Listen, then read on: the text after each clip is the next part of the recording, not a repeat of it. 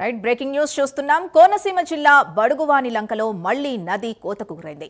భారీ వర్షాలతో గ్రోయిన్స్ కు గండిపడింది. పంట పొలాలు కొట్టుకుపోతున్నాయి. దీంతో రైతులు లబోదిబోమంటున్నారు. పటిష్ట చర్యలు తీసుకోవాలని స్థానికులు కోరుతున్నారు. ఇదే విషయానికి సంబంధించి పూర్తి డీటెయిల్స్ మా కరెస్పాండెంట్ శ్రీరామూర్తి అందిస్తారు. శ్రీరామూర్తి.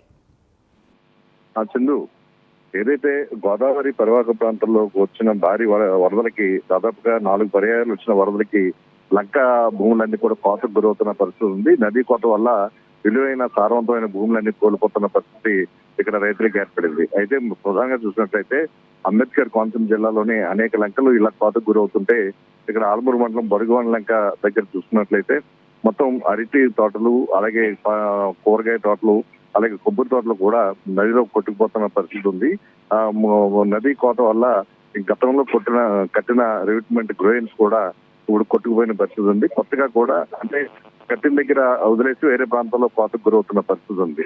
దీంతో మొత్తం అధ్యయనం చేసి పూర్తి స్థాయిలో ఇక్కడ రిటైర్మెంట్ వాళ్ళు కట్టాలని చెప్పేసి, గ్రోయిన్స్ కట్టాలని చెప్పేసి ఇక్కడ రైతులు డిమాండ్ చేస్తున్నారు. ఇప్పటికే దాదాపుగా పదుల సంఖ్యలో ఎకరాలు, దాదాపుగా 800 ఎకరాల వరకు కూడా ఈ ప్రాంతంలో నదీ గర్భంలో కలిసిపోయిన పరిస్థితి ఉంది.